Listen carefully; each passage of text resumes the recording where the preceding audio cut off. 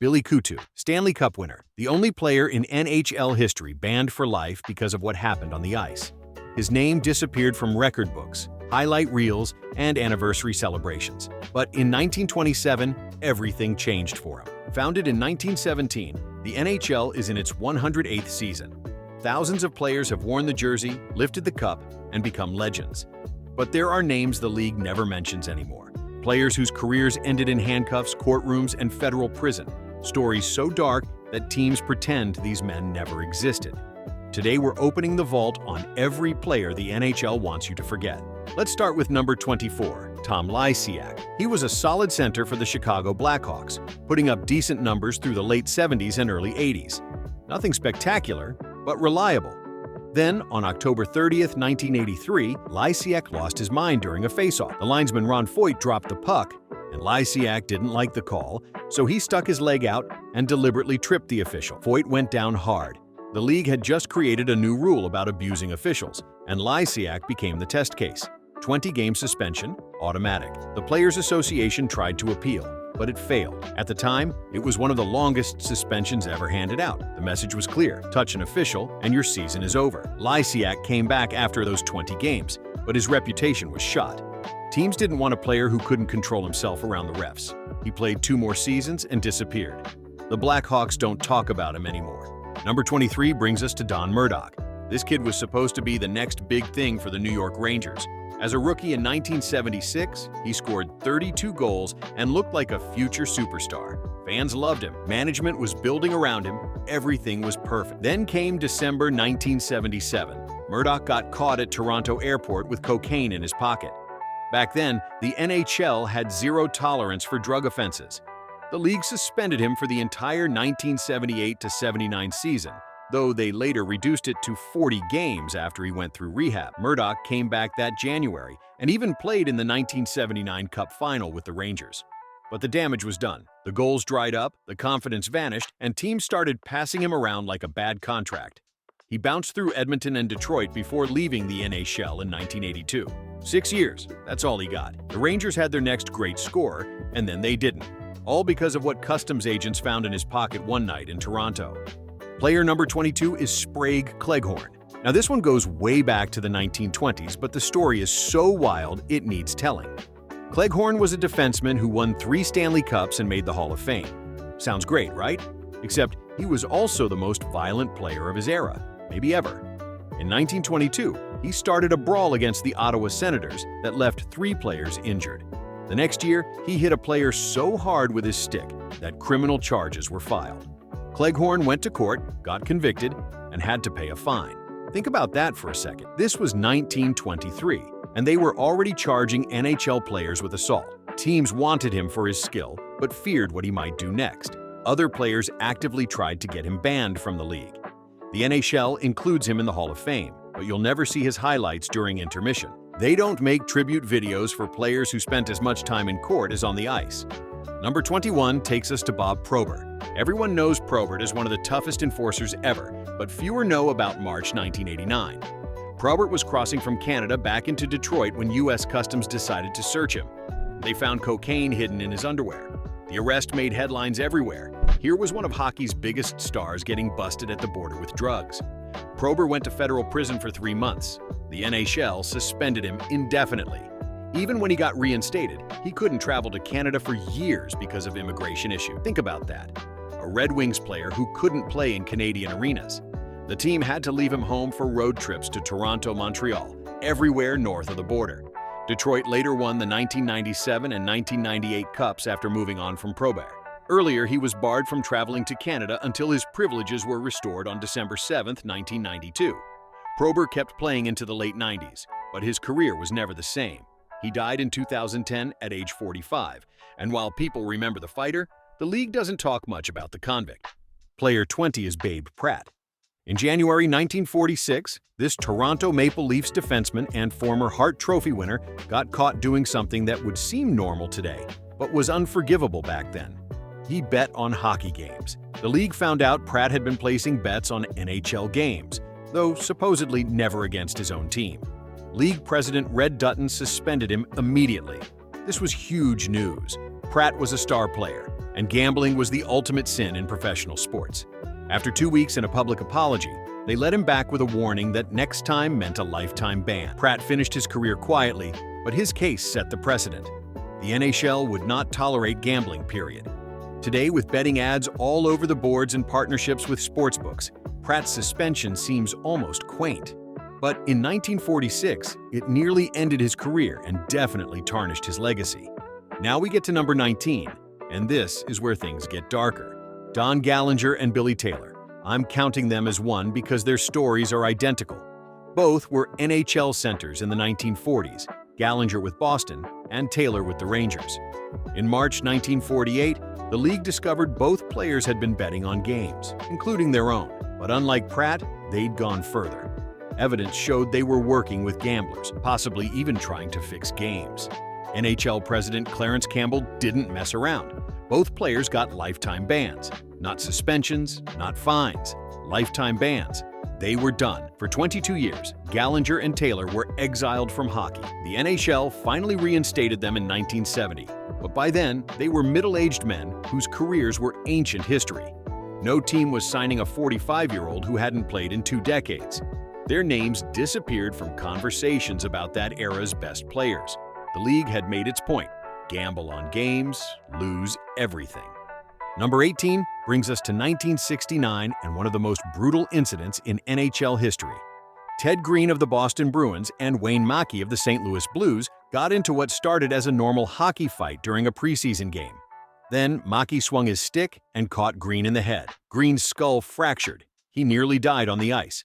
Both players ended up in criminal court, something almost unheard of at the time. After highly publicized trials, both were acquitted, but Green missed the entire season recovering from brain surgery. The incident forced everyone to realize that hockey violence had legal limits. You couldn't just say it happened during a game and walk away. Prosecutors were watching now.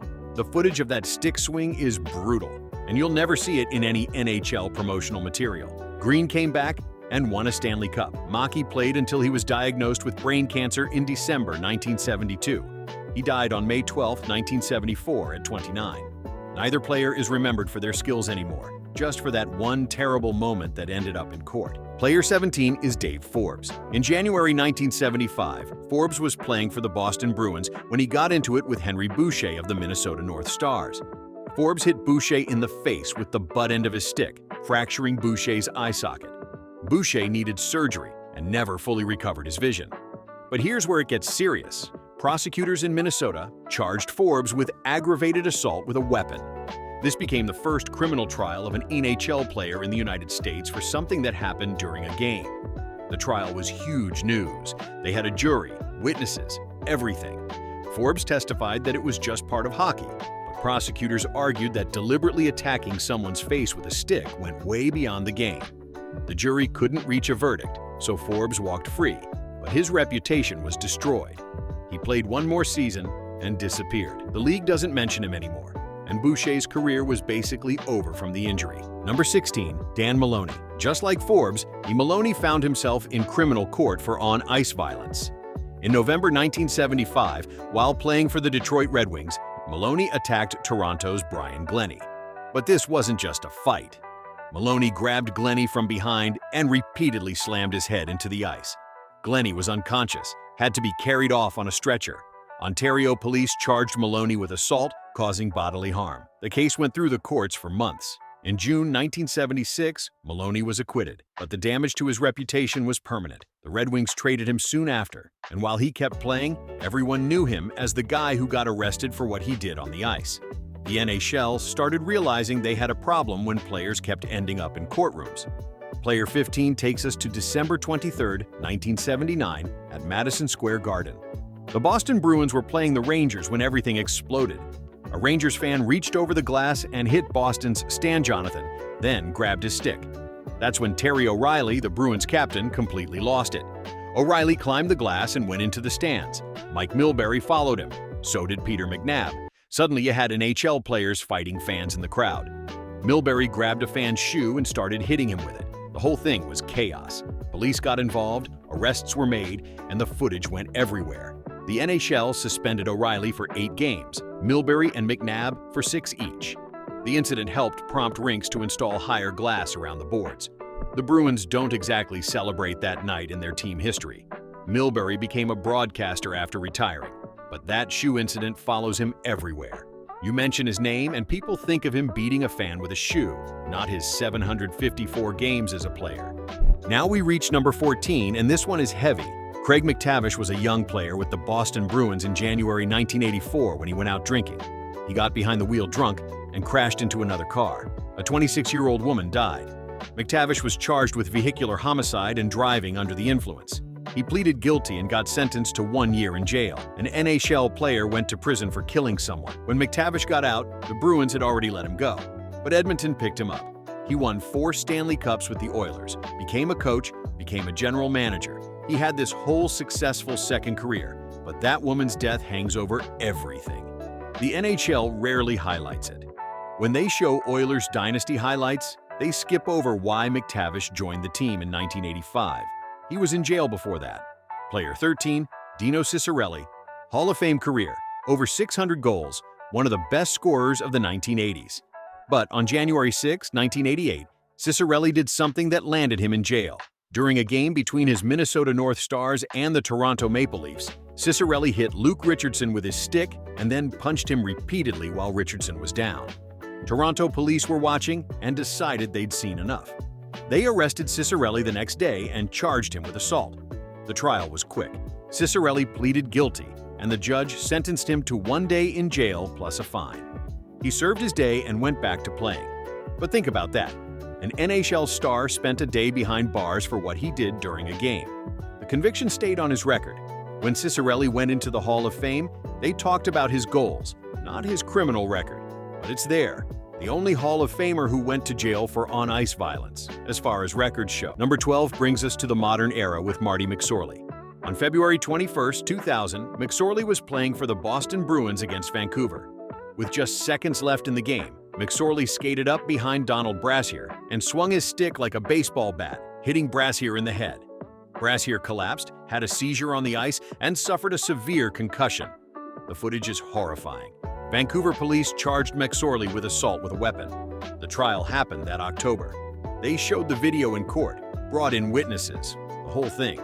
McSorley was found guilty and got 18 months probation. The NHL suspended him for a year, but his career was over. No team would touch him after that. The video of that attack still exists, but the NHL will never show it. They pretend it didn't happen. McSorley went from NHL enforcer to convicted criminal in one swing of his stick.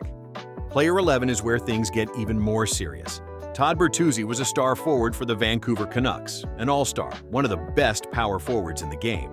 Then came March 8, 2004. The Canucks were playing Colorado, and Bertuzzi was hunting Steve Moore all night. This was revenge for a hit Moore had put on Vancouver's captain weeks earlier.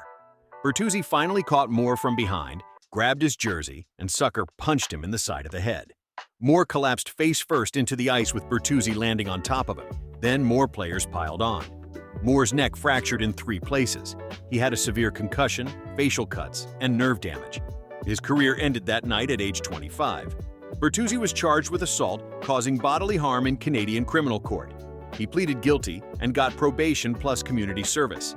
The NHL suspended him for 17 months, though the 2004-5 lockout was included in that. Moore sued Bertuzzi in civil court, and they finally settled in 2014 for an undisclosed amount. Bertuzzi kept playing until 2014, but that punch defined him. Every article, every mention of his name includes what he did to Steve Moore. The NHL doesn't show the footage anymore. It's too brutal, too damaging to the sport's image. Number 10, and we're entering truly dark territory. Mike Danton played for the St. Louis Blues in 2004 when the FBI arrested him. The charge, conspiracy to commit murder. Danton had tried to hire someone to kill his agent, David Frost. He used a female acquaintance to find a hitman, who turned out to be an undercover cop. The whole plot unraveled quickly. Danton pleaded guilty and got sentenced to 7.5 years in federal prison. An active NHL player going to federal prison for trying to arrange a murder. The Blues immediately distanced themselves. The NHL acted like he never existed. Danton served 5 years, got out, and tried to return to hockey in Europe and minor leagues. But his NHL career was over the moment those handcuffs went on. The league doesn't include him in any alumni events. Mike Danton played 87 NHL games, then tried to have someone killed. Player 9 takes us to Slava Voinov. This Russian defenseman was a key part of the Los Angeles Kings team that won 2 Stanley Cups. Young, talented, whole career ahead of him. Then, in October 2014, police arrested Voinov after his wife showed up at a hospital with injuries. She told police Voinov had attacked her, pushed her into a TV, and choked her. The details that came out were horrible. Voinov eventually pleaded no contest to misdemeanor domestic violence. He got 90 days in jail, though he served it in a pay-to-stay facility where wealthy inmates get better conditions. After jail, immigration detained him since he wasn't a U.S. citizen. The NHL suspended him indefinitely. Voinov went back to Russia and played in the KHL. He tried to return to the NHL in 2019, but immigration issues and the league's suspension kept him out. 2 Stanley Cups, and the team wanted to distance themselves from him completely. Number 8 brings us to Chris Simon. Simon was an enforcer who played for 8 different teams, but he's remembered for 2 incidents that got him the longest suspensions in NHL history at the time. First, in March 2007, Simon hit Ryan Hallweg in the face with his stick, a 2-handed slash that could have killed him. 25-game suspension. Then, just 8 months later, Simon did something even worse. During a game against Pittsburgh, Simon deliberately stomped on Jarkko Ruutu's leg with his skate. The blade could have severed an artery. The NHL suspended him for 30 games, the longest suspension ever at that point. Simon's career was basically over. He played a few more games in the minors, but no NHL team would sign him. 2 incidents, 55 games of suspensions, and a reputation so toxic that teams wouldn't even bring him to training camp. Player 7 is Jesse Boulerice, another enforcer, another vicious stick attack. In October 2007, Boulerice was playing for the Philadelphia Flyers when he cross-checked Vancouver's Ryan Kesler in the face. Kesler was down on the ice, defenseless, and Boulerice drove his stick into his face. The NHL suspended Boulerice for 25 games, tied for the longest suspension at that time. But here's the thing about Boulerice. This wasn't his first incident. He'd been suspended multiple times before for similar attacks. The league finally had enough. After that suspension, Boulerice played just 2 more NHL games with Edmonton in November 2008. Then his career was over. Teams decided he was too dangerous, too unpredictable. The Flyers don't mention him in their team history. 25 games for 1 moment of violence that nobody wants to remember. Number 6, Raffi Torres. This guy holds the record nobody wants. 41 games, the longest suspension in NHL history for an on-ice incident. Torres was a repeat offender who specialized in headshots. The suspension came in 2015 when Torres, playing for San Jose, delivered a late hit to the head of Anaheim's Jakob Silfverberg during a preseason game. Preseason. The game didn't even count. But Torres had been suspended 4 times before for similar hits. The NHL decided enough was enough. 41 games, half the season gone. Torres tried to come back, but injuries and his reputation meant no team wanted him. His career ended shortly after. Teams had to worry that signing Torres meant someone would get hurt and they'd face the backlash. He scored some big playoff goals in his career, but all anyone remembers are the suspensions and the players he injured.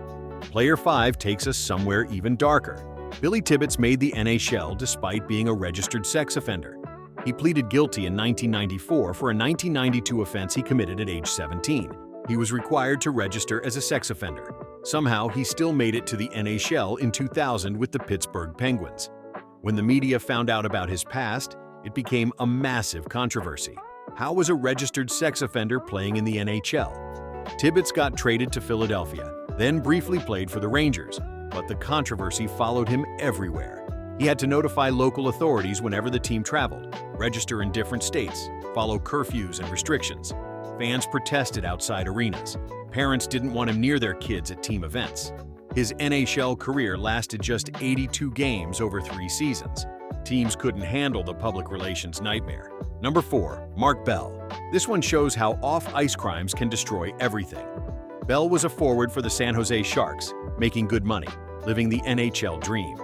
Then, in August 2006, Bell got drunk and crashed his car into another vehicle. But instead of stopping, he fled the scene. Hit and run, plus drunk driving. When police caught him, his blood alcohol was nearly twice the legal limit. Bell pleaded no contest to felony DUI and hit and run. The NHL suspended him 15 games. The judge sentenced him to 6 months in jail but allowed him to serve it after the hockey season. So Bell played the 2007-8 season knowing he was going to prison when it ended. Toronto had traded for him, but his play suffered. As soon as the season ended, Bell went to jail. He served his time, tried to come back, but his career was over. Teams didn't want a convicted felon who'd served jail time. Bell played professionally in Europe for a bit, but his NHL story ended in a jail cell. Player 3 is John Kordic. This is a tragedy that exposed everything wrong with hockey's enforcer culture. Kordic was a fighter for Montreal and Toronto in the late 1980s and early 1990s. His job was to fight, intimidate, and protect skilled players. But the pressure, the violence, and the lifestyle destroyed him. On August 8, 1992, police in Quebec responded to a disturbance call at a motel. They found Kordic in a rage, possibly on drugs. It took 9 officers to subdue him. During the struggle, Kordic went into cardiac arrest. He died on the way to the hospital at age 27. The autopsy found massive amounts of cocaine in his system, along with steroids. The coroner testified that the cocaine caused his death. Kordic's death forced uncomfortable questions about what the enforcer role does to players. The fights, the pressure to be tough, the drugs to cope with pain and anxiety. The NHL didn't want to have that conversation. They still don't. Kordic played 244 NHL games, had 997 penalty minutes, and died at 27 from the lifestyle that role demanded. Number 2 brings us back to gambling, but this time in the modern era. This isn't about one player, but about a pattern the NHL desperately wants to forget. After the lifetime bans of Gallagher and Taylor in 1948, the league maintained zero tolerance for gambling. For decades, players couldn't even enter casinos in Las Vegas when teams played there. Now, the NHL has official partnerships with multiple sportsbooks. Betting ads cover the boards. Teams have betting lounges in their arenas. The league takes money from the same activity that got players banned for life. Those old gambling scandals expose the hypocrisy. How can you have Babe Pratt's suspension in the record books while promoting betting on every broadcast? The NHL wants you to forget that they once destroyed careers over the same thing that now funds the league. Player 1, and this one might surprise younger fans. Billy Coutu isn't just forgotten, he's been erased. During Game 4 of the 1927 Stanley Cup Finals, Coutu of the Montreal Canadiens started a bench-clearing brawl. But he didn't stop there. After the game ended, Coutu attacked referee Jerry Laflamme and linesman Billy Bell. He assaulted the officials after the game was over. NHL President Frank Calder responded with the only lifetime ban ever given purely for on-ice violence. Not gambling, not crimes, just violence during a hockey game. He's rarely highlighted today, though he's still listed as a 1924 Stanley Cup champion. His NHL ban was lifted for minors in 1929, and he was NHL eligible again in 1932-33, though he never returned. He's not in the Hall of Fame. The NHL's official response to assaulting a referee was to pretend you never existed. Coutu won the Stanley Cup in 1924, but his name doesn't come up in celebrations. The NHL wants you to remember the goals, the saves, the championships. They don't want you to remember the arrests, the trials, the victims. These 24 players represent every scandal the league has tried to bury. From Billy Coutu's lifetime ban in 1927 to modern players serving federal prison sentences, the pattern is clear. When players cross certain lines, the NHL erases them from history. But these stories matter. They show what happens when violence goes too far, when gambling threatens integrity, when criminal behavior can't be ignored. The league learned from each scandal, changed rules, added penalties, tried to prevent the next one. Every name on this list had talent. They made it to the best hockey league in the world, but talent wasn't enough to save them when they broke the law, attacked opponents, or betrayed the game's integrity. The NHL moved on, teams found new players, and fans forgot these names. Which story shocked you the most? Because I guarantee there are more players with dark secrets that haven't surfaced yet. Founded in 1917, the NHL is in its 108th season, and not all of it is worth celebrating.